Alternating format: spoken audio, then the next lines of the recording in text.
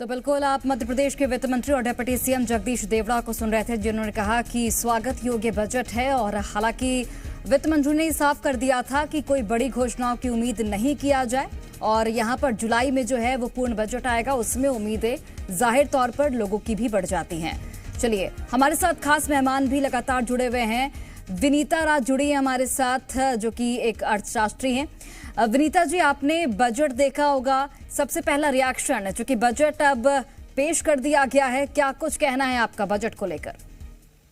Budget को लेकर मैंने पहले भी अपने प्री एनालिसिस में भी कहा था कि बहुत ज्यादा उम्मीदें अभी अनाउंसमेंट्स की मैं लेकर नहीं चल रही थी। और जैसा कि फाइनेंस मिनिस्टर मैडम ने कहा भी कि अभी कोई बहुत सी चीजों को लेकर आप ना चले, लेकिन फिर भी उन्होंने क्लियर आउटलाइन जरूर दे दी है जो हम आने वाले समय में, आने वाले कुछ महीनों में होता हुआ देखेंगे। देखिए, उन्होंने 4 पिलर क्लियरली बता दिए हैं कि पुअर, यूथ, फार्मर और वुमेन, औरतों के लिए, गरीबों के लिए, किसानों के लिए और युवा के लिए हम सबसे ज्यादा काम करने वाले हैं। और दूसरा, जैसा मैंने प्री एनालिसिस में कहा था कि इंफ्रास्ट्रक्चर में इन्वेस्टमेंट की आप पूरी उम्मीद कर सकते हैं, तो उन्होंने इलेक्ट्रॉनिक व्हीकल, चार्जिंग स्टेशंस और इंफ्रास्ट्रक्चर, रोड नेटवर्क को बढ़ावा देने के लिए भी उन्होंने बात अपने बजट एनालिसिस में कह दी है। टैक्स के लिए मुझे पूरी उम्मीद थी कि अभी कोई प्रोविजनल स्टेटमेंट नहीं आएगा, तो नहीं आया। तो जो एक मोटी मोटी मुझे उम्मीद थी कि संरचनात्मक विकास की वो बात करें, उन्होंने की।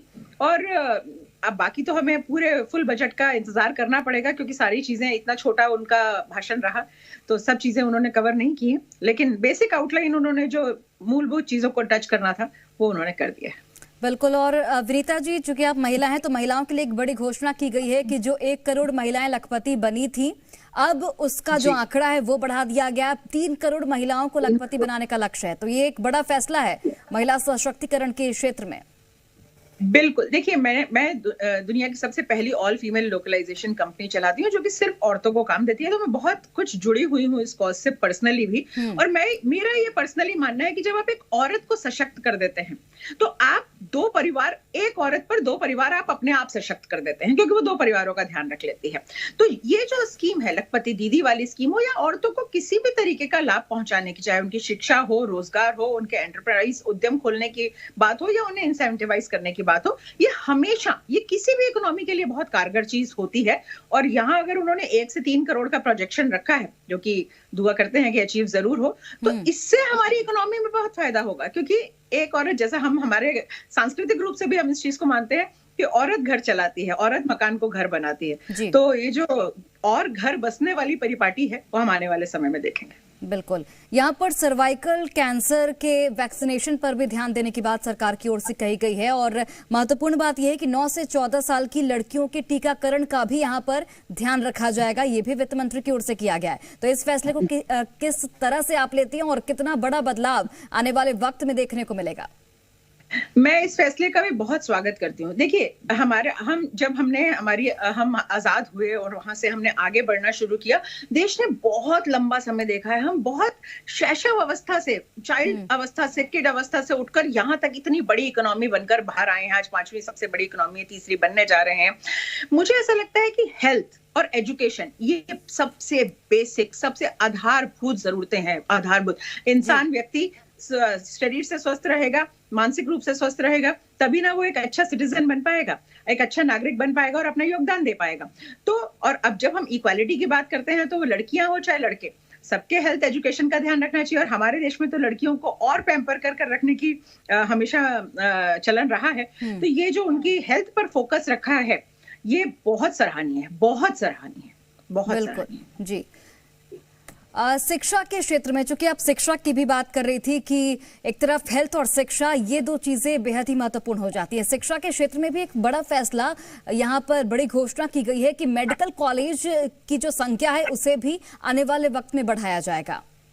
जी, देखिए, मैं तमिलनाडु में भी मेरा अक्सर आना जाना होता है और मैंने वहां देखा कि वहां एक बड़ी अच्छी स्कीम स्टेट गवर्नमेंट की है कि वहां पे हर डिस्ट्रिक्ट में मेडिकल कॉलेज खोले गए हैं। तो सबसे ज्यादा संख्या वहां मेडिकल कॉलेजेस की है। और सरकार ने भी अभी इसी परिपाटी में एक अच्छी अनाउंसमेंट की है कि अब मेडिकल कॉलेज की संख्या बढ़ाई जाएगी। देखिए, बहुत जरूरी है और ये दोनों चीजें आपस में जुड़ी हुई हैं। मैंने अभी कहा, हेल्थ पर फोकस करना बहुत जरूरी है। और हेल्थ पर फोकस हम तब कर पाएंगे जब वो हेल्थ व्यवस्था देने वाले लोग उपलब्ध होंगे। उनको तैयार करने की जरूरत है। हमारे देश में पर 1000 पर 0.9 डॉक्टर की व्यवस्था है, जबकि पर 10,000 पर, जबकि दूसरे देशों में ये रेशियो जो है पर 10,000 पर 2 से 3 से 5 डॉक्टर्स तक का भी है। आप देखिए कितना वास्ट डिफरेंस है। हमारे यहाँ पर 10,000 पे एक डॉक्टर भी उपलब्ध नहीं है।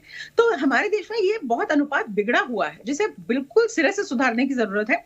और मेडिकल कॉलेजेस को बढ़ावा देना, आप नर्सेस तैयार करेंगे, आप डॉक्टर्स तैयार करेंगे, आप पारा मेडिकल फोर्स तैयार करेंगे, सोचिए ढांचे को कितना मजबूती देंगे, हम हेल्थ सेक्टर को कितना इम्प्रोवाइज करेंगे। ये भी बहुत सराहनीय कदम है। बिल्कुल। किसानों की बात मैं यहाँ पर करना चाहूंगी विनीता जी, चूंकि किसानों को काफी उम्मीदें थी और जाहिर तौर पर अन्नदाता उम्मीद लगाए बैठता है कि आखिर उन्हें इस बजट से क्या कुछ फायदा मिल रहा है। किसानों को पीएम फसल बीमा योजना का लाभ यहाँ पर 4 करोड़ किसानों को दिया जाएगा, ये भी एक बड़ी घोषणा की गई है। तो यानी कि भले ही बड़े बड़े ऐलान नहीं किए गए, लेकिन छोटे छोटे ऐलान के जरिए हर वर्ग को यहाँ पर कुछ राहत पहुंचाने की कोशिश सरकार की दिखती है। बिल्कुल, मैंने सबसे पहला स्टेटमेंट कहा कि सरकार ने 2 मेन बातों को टच करना था जिसकी मैं उम्मीद कर रही थी, और उसमें पुअर वुमेन, यूथ और फार्मर। तो उन्होंने ये फार्मर्स को लाभ पहुंचाना, लखपति दीदी में औरतों को लाभ पहुंचाना, गरीब वर्ग को लाभ पहुंचाना, ये उन्होंने बहुत क्लियर एक हिंट दे दिया है कि ये हम जरूर करेंगे। और देखिए, अन्नदाता अगर खुश, जब अन्न का उत्पादन करने वाला अगर राहत नहीं पाएगा तो देश में अन्न कहां से आएगा। ये बहुत मार्मिक भी है, एक टचिंग फील भी देता है कि सबसे ज्यादा उस तबके को सहायता की जरूरत है, क्योंकि आज भी कहीं ना कहीं देखिए हम कृषि में इतने भी उन्नत नहीं हो गए। आज भी मौसम पर हमारी डिपेंडेंस है, आज भी हर किसान के पास टेक्नोलॉजी अवेलेबल नहीं है। तो अगर ऐसे में उसको राहत मिलती है तो ये आगे की बहुत सारी चीजों को राहत प्रदान करता है। कृषि तो अल्टीमेटली हर चीज का आधार है। 4 करोड़ किसानों तक ये राहत पैकेज पहुंचाना ये एक छोटी बात नहीं है। अगर हम मोटा मोटा पकड़ के चलें तो लगभग 12 से 13 करोड़ किसान की हमारे पॉपुलेशन में 12 से 13 करोड़ लोग हैं जो इस सेक्टर में आते हैं। अगर उसमें से हम 1/4 ऑफ द पॉपुलेशन, 1/4 पॉपुलेशन को भी राहत दे रहे हैं, तो ये बहुत बहुत अच्छा वो है और इसका फायदा बहुत होगा। बिल्कुल, भविष्य में इसका फायदा जाहिर तौर पर देखने को मिलेगा। विनीता जी, लौटती हूँ मैं आपके पास। राजाराम त्रिपाठी जी भी हमारे साथ जुड़े हुए हैं। राजाराम जी, सबसे पहला रिएक्शन मैं आपका लेना चाहूंगी। बजट पेश हो चुका है, किस तरीके से इस बजट को आप देख रहे हैं? नमस्कार। दरअसल चूंकि अंतरिम बजट है तो इससे कोई बहुत बड़ी आशाएं थी भी नहीं हमें, लेकिन हमें ये उम्मीद थी कि किसान सम्मान निधि बढ़ाए जाने की जो बात पिछले 6 महीने से चल रही थी, तो हमें उम्मीद थी कि सामने चुनाव भी है और पिछले चुनाव के पहले भी किसान सम्मान निधि आई थी यह योजना, तो हमें उम्मीद थी कम से कम इसे 12,000 रुपया साल का किया जाएगा। दूसरी हमें उम्मीद थी कि नीतिगत फंड में जिस तरफ से अभी बताया कि 1 लाख करोड़ का फंड बनेगा जो स्टार्टअप और सबको वो मतलब जीरो इंटरेस्ट के पेमेंट के हिसाब से बढ़ावा देगा। तो इंडस्ट्री सेक्टर के लिए जिस तरह से इंफ्रास्ट्रक्चर फंड की बात हुई, तो मेरा मानना है कि विश्व की तीसरी अर्थव्यवस्था की ओर अगर आप जा रहे हैं तो बिना देश के 16 करोड़ किसान परिवारों को लिए नहीं जा पाएंगे। तो उनके लिए भी इंफ्रास्ट्रक्चर फंड की घोषणा की हमें उम्मीद थी। और एक बड़ी मांग जो किसानों की एमएसपी की थी, जिसपे सरकार लगभग तैयार भी थी। 2 साल पहले जब हमारी बात हुई थी उनसे, तो उन्होंने कहा था कि हाँ, सिद्धांततः हम एमएसपी देने पे सहमत है, मिनिमम सपोर्ट प्राइस किसानों को मिलना ही चाहिए। नरेंद्र मोदी जी ने स्वयं जब गुजरात के मुख्यमंत्री थे तो वो तत्कालीन प्रधानमंत्री से मिलकर उन्होंने कहा था कि एमएसपी लागू की जाएगी। तो ये बिल्कुल सही मौका हमें लगा था नीतिगत घोषणा का। इससे बजट पे कोई भार भी नहीं आता, केवल उनको अगर घोषणा करते कि हाँ, मिनिमम सपोर्ट प्राइस पर किसानों को के सारे उत्पाद खरीदे जाने के लिए कानून सरकार ले आएगी या खरीदा जाएगा। तो मेरे ख्याल से काफी आशा की या बड़ी मुस्कुराहट वाली जो बात होती किसानों के लिए होती। हम उम्मीद करते हैं कि शायद ये जुलाई के बजट के पहले आ जाए या चुनाव के पहले घोषणा आ जाए। और ये कमोबेश जो करोड़पति, जो 3 करोड़ दीदियों को करोड़पति बनाने की बात की जा रही है, हम उम्मीद करते हैं 3 करोड़ दीदियां किसान परिवारों की भी होंगी, तो शायद किसानों की दशा भी शायद सुधरे उस जरिए। तो कुल मिला के किसानों को फसल बीमा योजना का जो लाभ नहीं मिल पा रहा है, हम उन विसंगतियों को भी दूर करने की बात जो लगातार उठाते रहे। हमने उम्मीद की थी कि कुछ होगा, लेकिन उसमें नहीं मिला। तो किसानों के लिए बजट में कुछ भी नहीं है देखा जाए तो, एक वाक्य में कहूँ तो। और हमें अब जुलाई के बजट की ही उम्मीद है, आने वाले बजट की। जी पूरी जनता को उम्मीद है। और चूंकि आप एग्रीकल्चरल एक्सपर्ट हैं और आप जाहिर तौर पर किसानों के लिए राहत की उम्मीद कर रहे होंगे, लेकिन वो राहत नहीं दी गई है। लेकिन कुल मिलाकर अगर हम देखें तो इस बजट में जो बड़े बड़े ऐलान हैं उनसे परहेज किया गया है। क्या कुछ बदलाव यहाँ पर किसानों के लिए हो सकता था? क्योंकि आप अभी जानकारी दे रहे थे कि जो किसान सम्मान निधि है उसमें कुछ बदलाव देखने को मिल सकता था, जिसकी उम्मीदें भी थी किसानों को।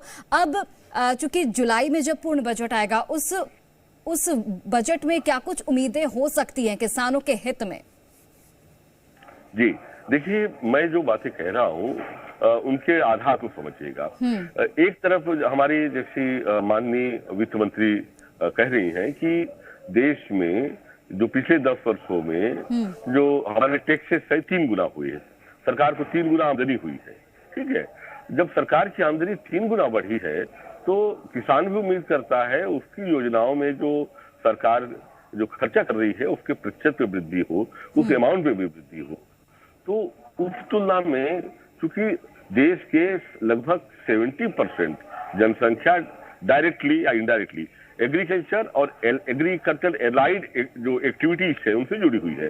जो 70% जनता को यदि आप मजबूत बनाना चाहते हो तो उसका एक रास्ता है कि आप किसानों को किसी न किसी तरह से फैसिलिटेट करिए। भाई 1 अरब 44 करोड़ लोगों को सुबह का लंच, डिनर, ये सारी चीजें अगर देने की जिम्मेदारी आप इंपोर्ट करके कर दें तो नहीं कर पाएंगे। तो मेरे दूसरा 54 करोड़ के आसपास हमारे पास युवा वर्ग है जिनको रोजगार देना है, इनको भी खेती ही दे सकती है। तो खेती एक बहुत ब्रॉड सेक्टर है। खेती मतलब केवल साग सब्जी या गेहूं चना नहीं है।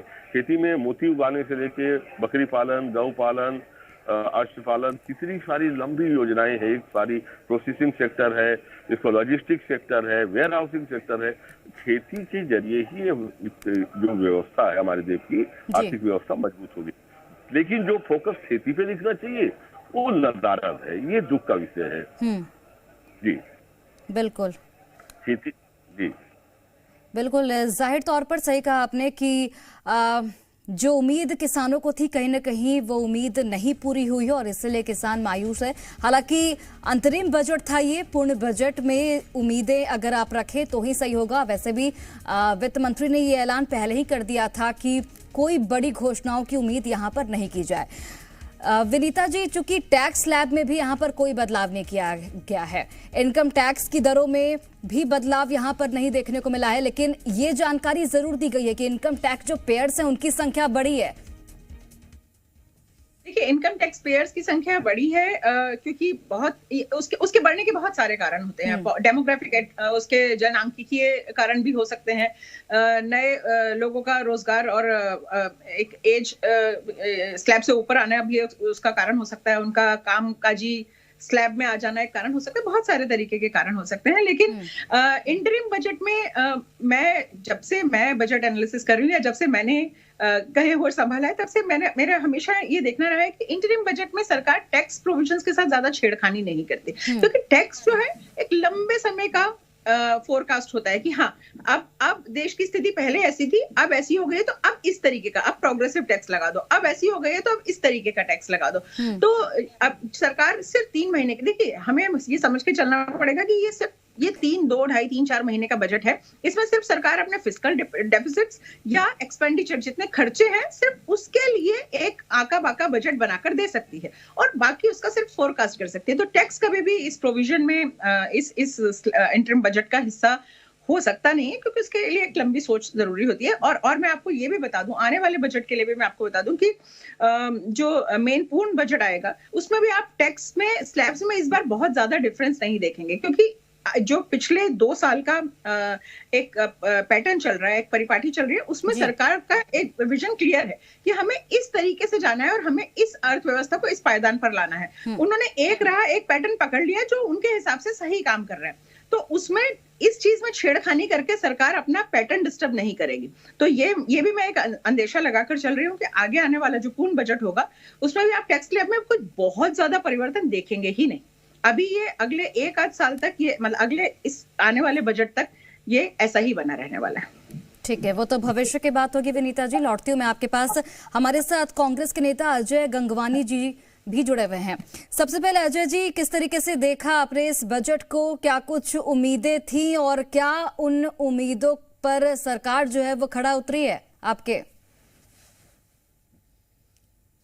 देखिए, महत्वपूर्ण है कि किसी भी देश का जो बजट है वो एक पॉलिसी डॉक्यूमेंट है। ये सिर्फ आय और व्यय का ब्यौरा नहीं है। वो पॉलिसी डॉक्यूमेंट ये डिसाइड करता है कि आज देश की आम जनता, देश का किसान, देश का गरीब, देश का मजदूर, देश की महिला, देश का युवा, उसके लिए जो वर्तमान सरकार है क्या नियत नीति मंशा रखती है, क्या योजनाएं हैं, क्या फायदा देने का प्रयास है, क्या इनके हितों के लिए क्या योजनाएं हैं। देखिए, आज का जो अंतरिम बजट आया पूरी तरह से प्रत्येक वर्ग, चाहे युवा हो, महिला हो या गरीब हो या किसान हो, पूरी तरह निराश है।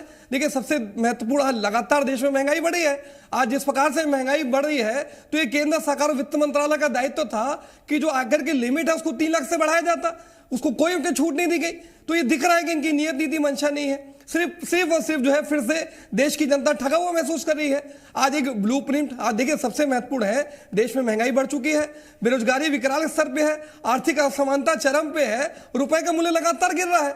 तो कहीं ना कहीं जो इस बजट में एक ब्लूप्रिंट होना चाहिए था, एक रोड मैप होना चाहिए था, देश के भविष्य के लिए जो योजनाएं होनी चाहिए थी, ये आर्थिक रूप से किस प्रकार से देश को समृद्ध किया जा सकता है, उसके लिए जो ब्लूप्रिंट या रोड मैप होना चाहिए था, पूरी तरह मिसिंग है। ये इनकी जो प्राथमिकताओं में है सिर्फ पूंजीपति और मित्र है, देश की आम जनता, गरीब, मजदूर, युवा किसी प्रकार से नहीं है। आज पूरा देश की प्रत्येक जनता पूरी तरह से निराश है, हताश है। जो उम्मीद लेके बैठे थे, चाहे देखिए मैं खुद एक प्रवक्ता हूं, मैं सवेरे से टीवी के सामने बैठा हूं, सिर्फ मैं नहीं, देश की महिला, देश का किसान, देश का प्रत्येक युवा आज लगातार टीवी देख रहा था कि कुछ घोषणाएं होंगी, माननीय निर्मला सीतारमण जी उनके बेहतरी के लिए कुछ प्रयास करेंगी, कुछ योजना लाएंगी, वो दिख रहा है कि कहीं नहीं है। देखिए, ये पहली बार नहीं हो रहा है, इसके पहले में देख लीजिए सबसे महत्वपूर्ण है एमएसएमई सेक्टर्स, जो देश की आज जो बेरोजगारी है उसके लिए सबसे महत्वपूर्ण साधन है। 11 करोड़ रोजगार जो है वो एमएसएमई के माध्यम से मिलते हैं, लेकिन लगातार इनके प्रयासों में कोई उनके लिए किया नहीं जा रहा है। आज जो आंकड़े आए हैं वो आंकड़ों के अनुसार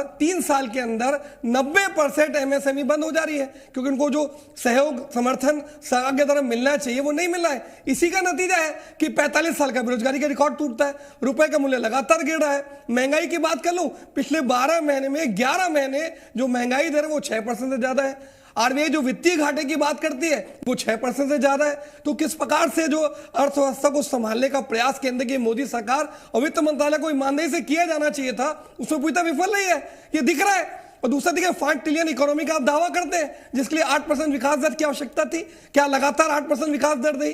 किसानों के आय 2022 से दुगनी करने की बात करते हैं। एनएसओ के आंकड़ों अनुसार देश के किसान की आय 27 रुपए प्रतिदिन, इनके पूंजीपति मित्रों की आय है 1600 करोड़ रुपए प्रतिदिन। तो ये जो आर्थिक असमानता है, 97% लोगों की आप आय कम कर देते हो, 30 लाख करोड़ रुपए पेट्रोल डीजल पर एक्साइज वसूल कर देते हो। देखिए, महत्वपूर्ण यह है कि क्रूड ऑयल की कीमत में 30 से 40% की कमी आई। क्या देश की आम जनता को पेट्रोल डीजल में क्या 1 रुपए का फायदा आप देते हैं? नहीं। आपकी नियत नीति मंशा दिखती है कि आप मुनाफाखोरी की नीति के तहत काम कर रहे हैं। न बढ़ती महंगाई पे आप कोई प्रयास कर रहे हैं, न बढ़ती बेरोजगारी पे आप प्रयास कर रहे हैं। जो देश में अर्थव्यवस्था में जो लगातार गिरावट है उसके लिए आप कोई प्रयास नहीं कर रहे हैं। रुपए का जो मूल्य गिर रहा है उस पर आप कोई प्रयास नहीं कर रहे हैं। आर्थिक असमानता जो तेजी से बढ़ी है उसमें कोई प्रयास नहीं कर रहे हैं। तो जो नियत नीति मंशा दिख रही है वो किसी प्रकार से देश की आम जनता के लिए, देश के गरीब के लिए, देश के किसान के विकास के लिए और अर्थव्यवस्था को बेहतर और देश के सुनहरे भविष्य के लिए जो ईमानदारी पूर्वक, जो संवेदनशील प्रयास केंद्र की मोदी सरकार, वित्त मंत्रालय को इस अंतरिम बजट में किया जाना चाहिए था, उसमें पूरी तरह विफल रही है। आज जो देखिए पॉलिसी डॉक्यूमेंट जो स्पष्ट आईना होती है कि किस प्रकार से भारत के आने वाले भविष्य को बेहतर अर्थव्यवस्था के जो प्रयास किए जाएंगे वो इसमें दिख नहीं रहा है।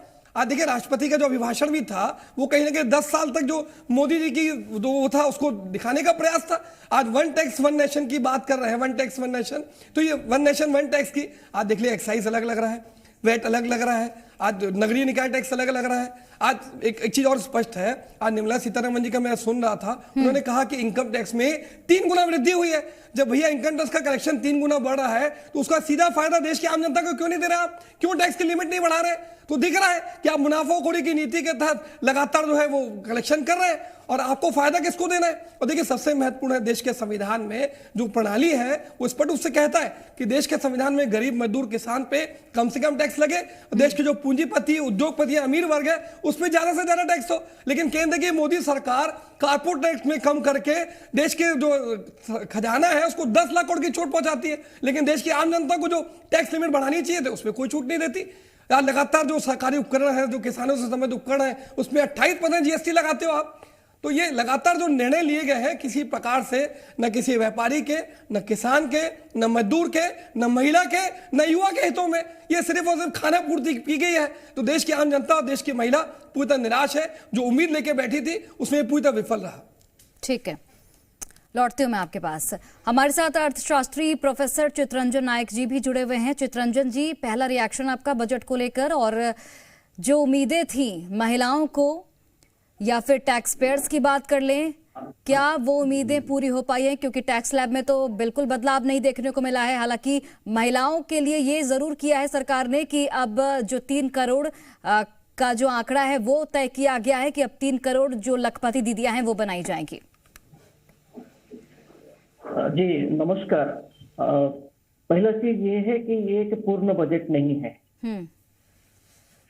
और इससे सारे उम्मीदें लगाना और आने वाले सरकार के लिए जो काम करना है, मतलब जुलाई में जो पूर्ण बजट आएगा, तो अभी ये सारा काम जो एक्सपेक्टेशन रखना ये सही नहीं है।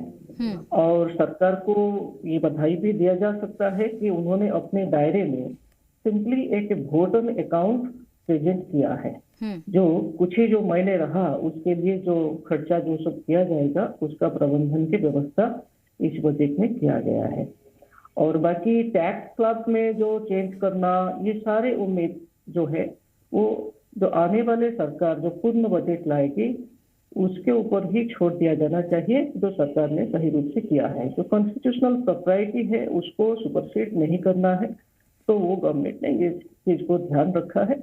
और जो एक्सपेक्टेशन हम सबका था कि अगर ये पॉपुलिज्म पर चले जाए, इलेक्शन ईयर है, इसको ध्यान में रख करके ये प्रयास लगाए जाते थे, तो सरकार ये नहीं किए हैं। तो ये अच्छी बात है, तो आने वाले सरकार के लिए छोड़े हैं। और इंफ्रास्ट्रक्चर सेक्टर के लिए जो बढ़ावा दिया जाना चाहिए था, जो 3 साल से हम पोस्ट कोविड से देख रहे हैं, जो कैपेक्स है हमारा कैपिटल एक्सपेंडिचर, जिसके ऊपर सरकार काफी बल दिए थे, तो उसको 11% के आसपास अभी दिए हैं जो ग्रोथ होगा। इन्फ्लेशन मान लीजिए 5-6% चल रहा है, तो 11% यानी आप इन्फ्लेशन को माइनस कर दीजिए तो करीबन 6% के आसपास जो ग्रोथ उसमें वो प्रोजेक्ट किए हैं। तो बाकी बड़े पैमाने पर जो बदलाव नहीं किया गया है ये अच्छी बात है, क्योंकि सारा पॉपुलिज्म बजट से लोगों का मतलब जो आलोचनाकारी जो सब होते हैं इनका सब होता है कि क्या क्या व्हाट इज द माने जो क्या पॉइंट्स हैं, तो ऐसे नहीं है। तो जो भी है जो व्यवस्था किया गया है मेरे ख्याल में, तो जुलाई में पूर्ण बजट से सारा चीज जी बिल्कुल। चितरंजन जी, आपके हिसाब से कुल मिलाकर अगर हम देखें तो जुलाई में जो पूर्ण बजट आएगा उससे जनता को उम्मीदें लगानी चाहिए। चूंकि ये अंतरिम बजट था तो ऐसे में बड़ी घोषणाओं की उम्मीद कम थी और वैसा ही कुछ देखने को भी मिला। बड़ी घोषणाओं से परहेज करती हुई यहाँ पर वित्त मंत्री और सरकार नजर आई। लौटती हूँ मैं आपके पास और विनीता जी के पास शायद वक्त की कमी है, तो विनीता जी हमसे अलविदा लेना चाहती है। विनीता जी, बहुत बहुत धन्यवाद आपका हमारे साथ अपने एक्सपीरियंसेस और जिस तरीके से आप बजट को देखती हैं वो सब तमाम चीजें साझा करने के लिए। हमारे साथ तमाम मेहमान भी लगातार जुड़े हुए हैं। अजय जाट जी जुड़े हैं जो कि कांग्रेस के ही नेता हैं। अजय जाट जी, कांग्रेस के एक और प्रवक्ता हमारे साथ जुड़े हुए थे, उन्होंने साफ तौर पर कहा कि जो भी उम्मीदें थी जनता को सरकार से, उन उम्मीदों को पूरा नहीं किया गया है और ये बजट सिर्फ पूंजीवादियों के लिए। आनंद जाट जी हमारे साथ जुड़े हुए हैं लगातार। आनंद जी, मेरा सवाल यही था कि पूंजीवादियों के लिए ये बजट क्यों आपको लगता है? किसानों के लिए, महिलाओं के लिए जो भी उम्मीदें थी वो पूर्ण बजट में पूरी होंगी, लेकिन चूंकि अंतरिम बजट है तो ऐसे में पूंजीवादियों के लिए बजट कहना कहां तक जायज है? नहीं, जिन्होंने कहा उनसे पूछिए। मैं दरअसल बेसिक कुछ बातें करना चाहता हूं जी। ये अभी नायक साहब कह रहे थे कि ये अंतरिम बजट है, तो अंतरिम बजट में क्या ये कहा जा सकता है कि हम 3 लाख जो लखपति बहनें हैं वो बनाएंगे? क्योंकि चुनाव के बाद अगर ये सरकार कंटिन्यू नहीं कर पाई तब दूसरी सरकार की नीतियों को कैसे आगे बढ़ाया जाएगा, किस तरह से किया जाएगा? अंतरिम बजट में इसका प्रावधान भी नहीं होना चाहिए। फिर तो अंतरिम बजट जो है उसमें महंगाई का मान ही बोला गया है, जबकि मध्य प्रदेश और देश की जनता बुरी तरह से महंगाई से त्रस्त है। और पिछले 10 सालों में इन्होंने कहा कि देश में एक नया बदलाव आया है। हाँ, बदलाव आया है, और जिन पूंजीवाद की आप बात कर रही हैं वो सीधे तौर पर यह दिखता है कि देश के 1% लोगों के पास देश की 50% से ज्यादा की संपत्ति है। ये महत्वपूर्ण बात है कि जो ऑक्सफैम की रिपोर्ट कहती है कि जो आय में असमानता है अमीर और गरीब के बीच, वो बहुत व्यापक है, बहुत व्यापक है। और जो 25,000 रुपए से ज्यादा कमा रहा है वो व्यक्ति, मतलब जिसकी तनख्वाह 25,000 है और 25,000 में 2 बच्चों के साथ एक परिवार को नहीं पाला जा सकता है आज के समय में, इतनी महंगाई है। और ऐसे समय में अगर देश में केवल 10% आबादी है जो 25,000 रुपए से ज्यादा महीना कमा रही है, तो मैं समझता हूं कि निर्मला सीतारमण का यह बजट गरीबों को मुंह चिढ़ाने वाला बजट है। और इस बजट के साथ एक और बात मैं कहता हूं कि पिछले 10 सालों की योजनाओं का भी उन्होंने बखान किया, तो कह सकता हूं मैं कि ना उज्ज्वला से उजाला हुआ, ना स्वच्छ भारत से सफाई, और काले धन का पता नहीं है, और रोज बढ़ रही है महंगाई।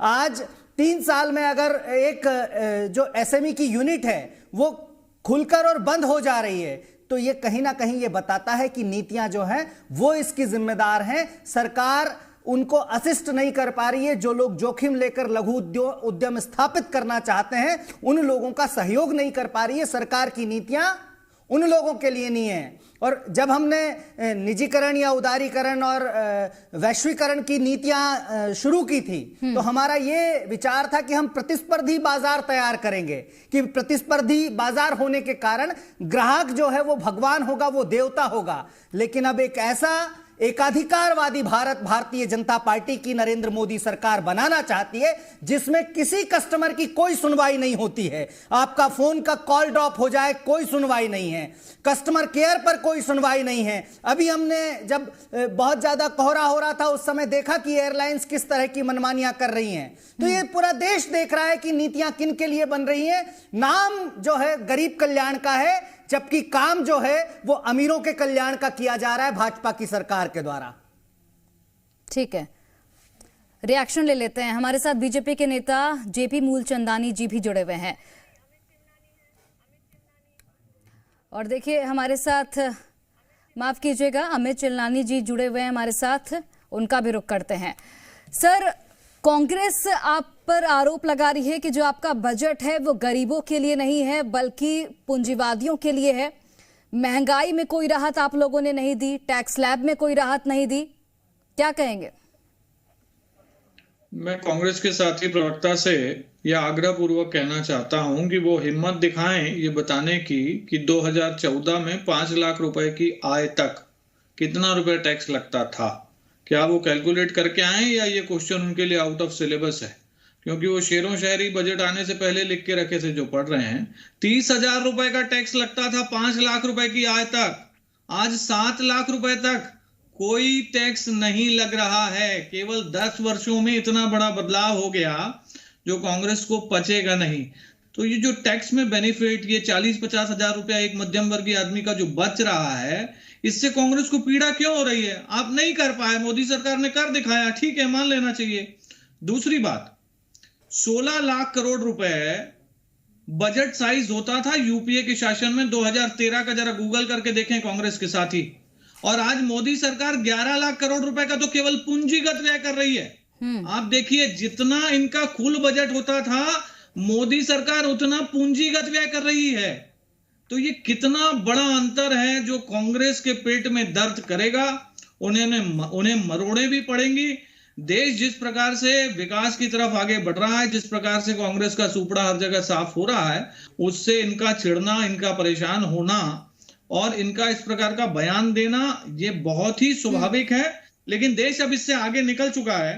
कुछ एक अच्छी चीजें मैं अभी सुन रहा था कि आप ये घोषणा नहीं कर सकते, वो नहीं कर सकते। अरे आपने 60 साल 55 साल बजट प्रस्तुत किया। बिल्कुल, जाहिर तौर पर यहाँ पर चूंकि राजनीति होती ही है, कांग्रेस को आपका बजट पसंद नहीं आएगा, आपको कांग्रेस का बजट पसंद नहीं आएगा, ये जाहिर सी बात है, राजनीति करना लाजमी भी है। लौटते मैं आपके पास, हमारे साथ अजय गंगवानी जी लगातार जुड़े हुए हैं। अजय जी, बीजेपी कह रही है कि 2014 से पहले क्या स्थिति थी? 2014 से पहले तो टैक्स स्लैब में भी जो फायदे मिल रहे हैं, अभी बीजेपी की सरकार में वो फायदे नहीं मिलते थे। देखिए महत्वपूर्ण है, अमित चिमनानी जी खुद सीए हैं। आज आंकड़ों के माया जाल से देश की आम जनता को ठगने का प्रयास है, लेकिन ये देश की जनता समझ रही है। आज जो टैक्स रेजिम के 2 प्लान चलते थे, 2.5 लाख और 3 लाख की लिमिट थी, मेरे मित्र सीधे सीधे बता दें क्या उस लिमिट में कोई बढ़ाई की गई? क्या ये आंकड़ों के मायाजाल लेके देश की जनता को ठगने का प्रयास न करें। दूसरा, ये आंकड़े की बात के तो स्पष्ट कर दूं, यूपीए सरकार में क्या था? ये यूपीए सरकार थी जिसकी आर्थिक नीतियों का नतीजा था कि 27 करोड़ लोग गरीबी रेखा से मुक्त हुए। आपके केंद्र की मोदी सरकार की गलत आर्थिक नीतियों के कारण 23 करोड़ लोगों को आपने गरीबी रेखा के नीचे ढकेल दिया। दूसरा, बहुत बड़े आंकड़ों की बात करता हूं, मैं 3 प्रमुख आंकड़े दे दूं। देश के बजट का सबसे महत्वपूर्ण जो इनकमिंग है, जो आय का सोर्स है, वो है 34% ऋण के माध्यम से।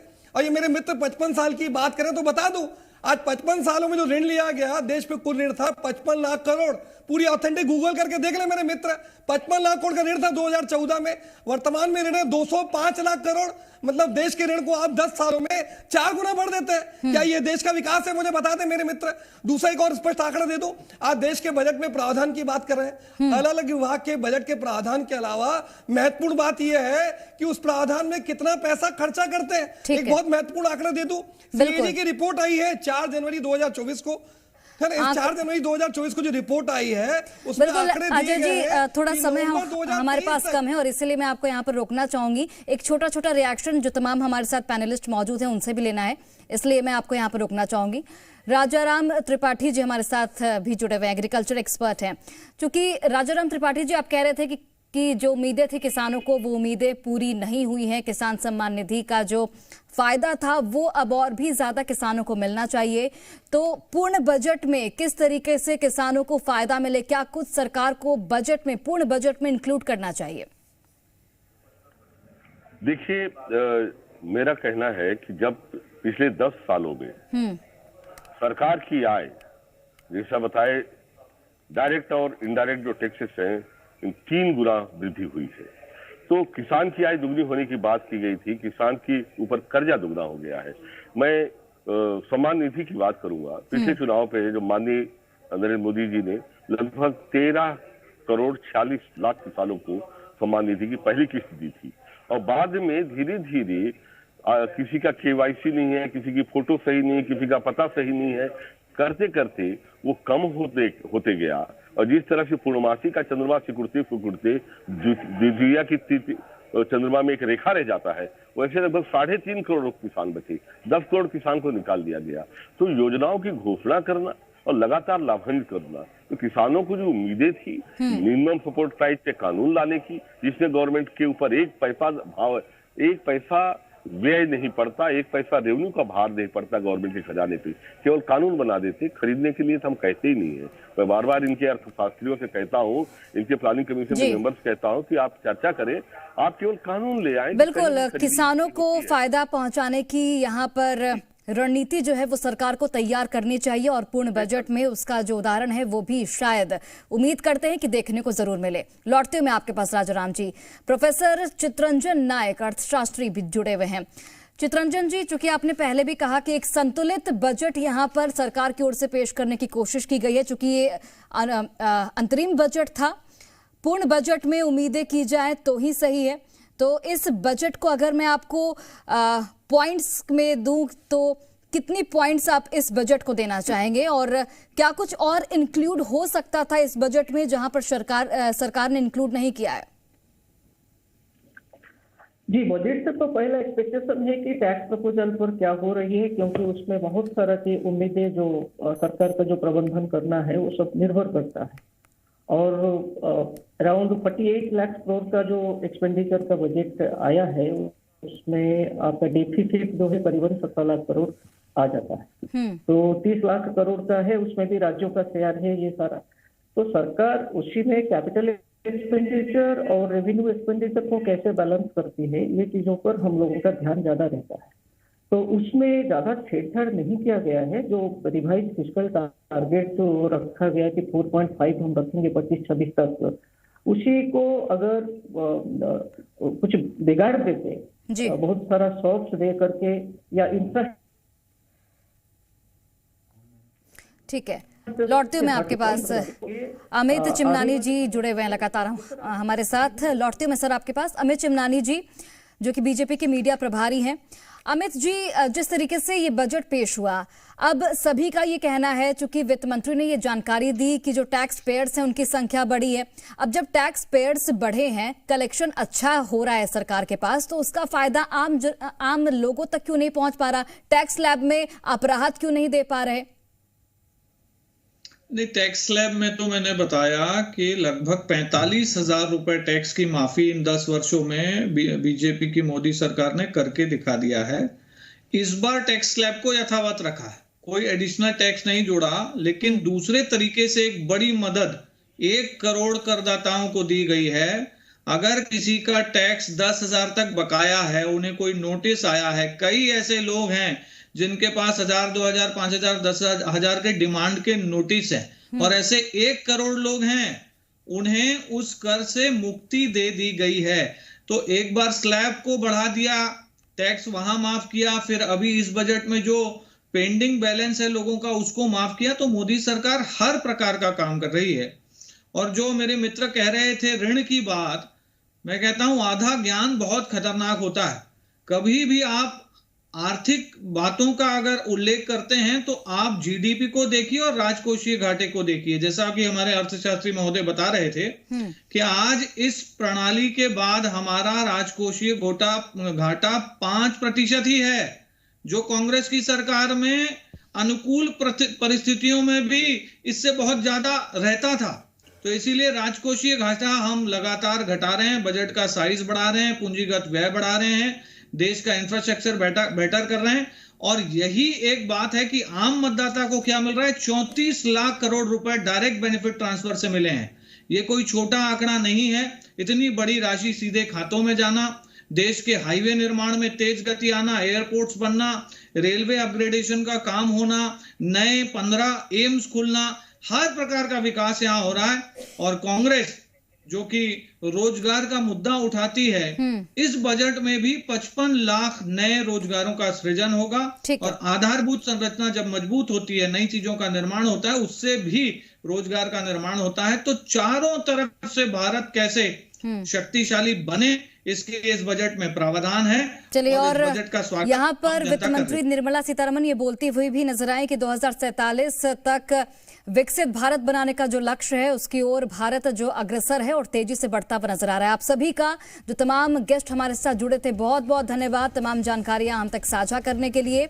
और देखिए, बजट चूंकि पेश हो गया है और अब इसका विश्लेषण किया जाएगा, बजट में क्या कुछ खास है, किस तरीके से इस बजट को देखा जाए आने वाले वक्त के लिए, और पूर्ण बजट तक कितना फायदा आम जनता को मिलने वाला है अंतरिम बजट से, ये भी देखना बेहद महत्वपूर्ण होगा। हम लगातार इस खबर पर नजर बनाए हुए हैं और तमाम पैनलिस्ट हमारे साथ मौजूद थे। इसके अलावा अलग भी पैनलिस्ट हमारे साथ मौजूद हैं जिनसे बजट पर हम चर्चा करेंगे।